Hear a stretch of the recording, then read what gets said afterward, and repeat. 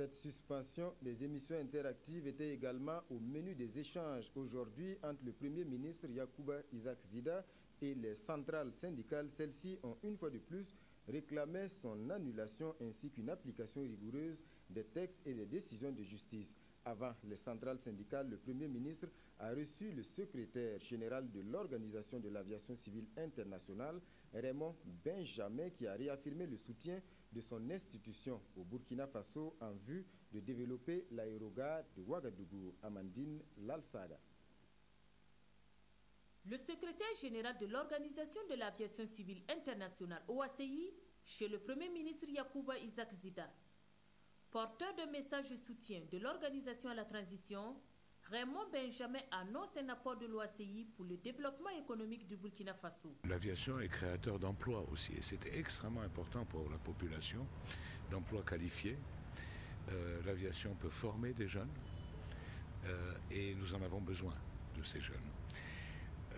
Je lui ai dit que nous souhaitons aider le Burkina pour le développement d'une nouvelle aérogare à Ouagadougou. À la suite du secrétaire général de l'OACI, une délégation des centrales syndicales du Burkina est venue échanger avec Yacouba Isaac Zida. La non-application des textes et de certaines décisions de justice était au centre des discussions. Il y a des textes qui ont été arrêtés et qui ne sont pas appliqués sur le terrain. Et si vous prenez le cas des travailleurs, les inspecteurs et contrôleurs du travail, si vous prenez le cas des greffiers, voilà un ensemble de points qui nous ont amenés ici aujourd'hui au Premier ministère pour véritablement discuter avec son Excellence et savoir qu'est-ce qu'on met derrière tout ça. Voilà, si nous sommes dans un pays démocratique, si la justice rend son verdict et les entreprises refusent de respecter, vers qui nous devons nous tourner. La délégation des centrales syndicales a également abordé avec le chef du gouvernement la suspension des émissions interactives par le Conseil supérieur de la communication. Elle a souhaité la levée de la décision, estimée être un frein à la liberté d'expression.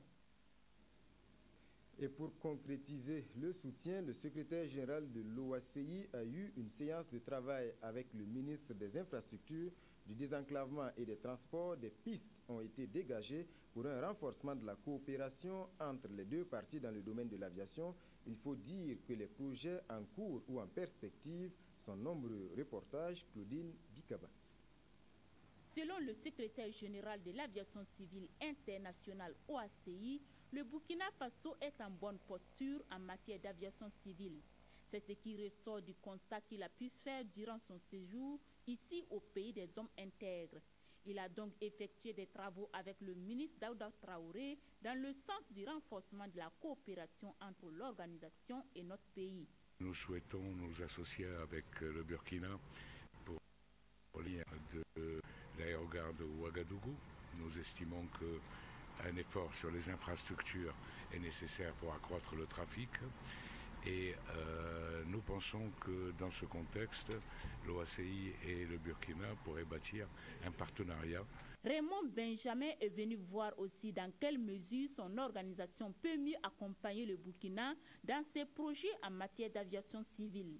Le ministre m'a dit qu'il réfléchissait à un plan d'action directeur et nous pourrions ici aussi l'accompagner dans cet exercice qui est essentiel pour un pays enclavé et qui doit compter sur l'aviation pour le développement économique et social. L'OACI a été créée en 1944 et elle a pour mission d'adopter des normes et pratiques recommandées dans tous les domaines de l'aviation civile, entre autres l'exploitation, la sécurité et la sûreté, les règles juridiques, les aspects économiques. Son siège se trouve à Montréal, au Canada.